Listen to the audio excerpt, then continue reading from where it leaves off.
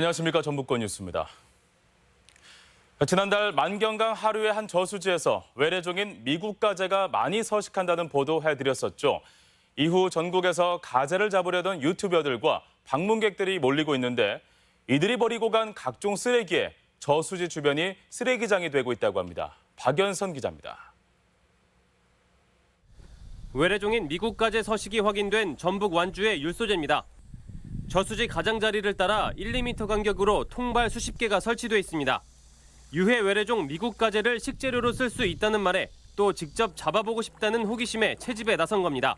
생태계 교란종이라고 해서 한번 잡아가지고 애기들도 보여주고 하려고 했었는데 보도 이후 유명 유튜버들이 미국 가재를 방송 소재로 삼으면서 저수지는 뜻밖의 명소가 돼버렸습니다. 와! 대박!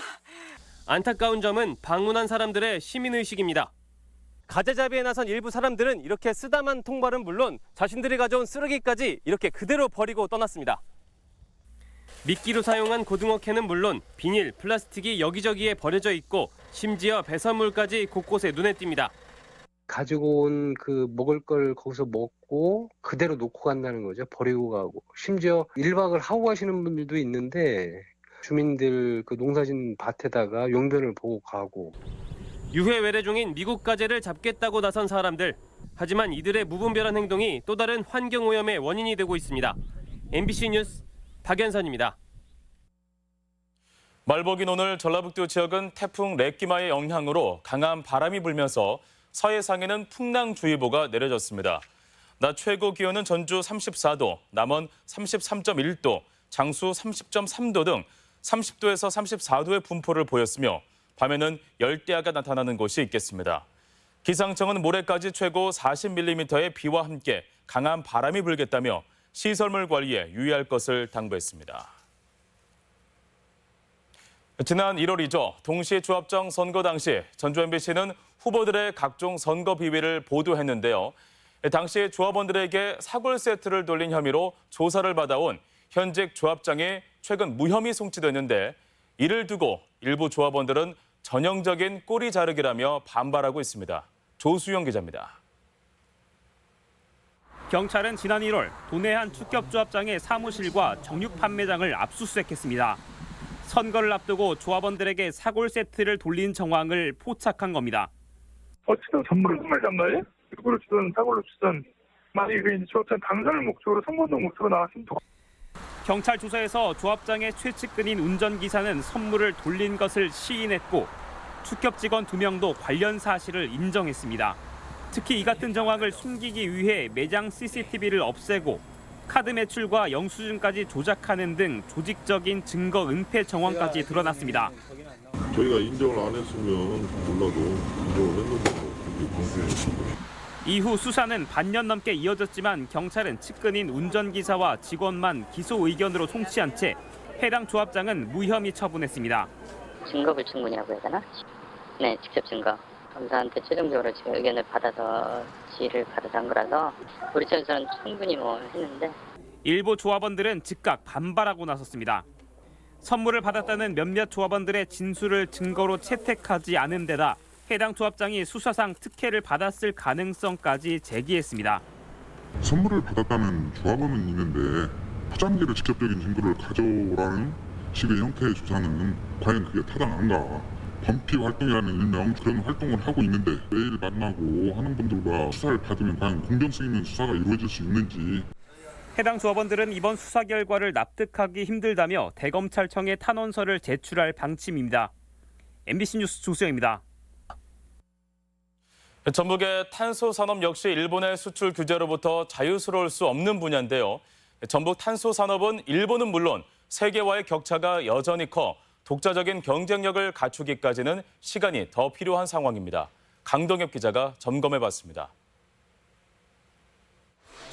일본의 수출 규제로 도내 탄소 관련 기업들도 어려움이 예상됩니다. 탄소 산업은 전북의 대표 산업이지만 당장 일본을 대체하기는 쉽지 않아 보입니다. 정부의 연구 용역 조사에 따르면 기술과 품질, 시장 경쟁력에서 일본은 사실상 만점인데 반해 한국은 70점대 수준에 머물러 있습니다. 미국과 독일에도 10점 이상 낮아 중국과 비슷한 수준입니다.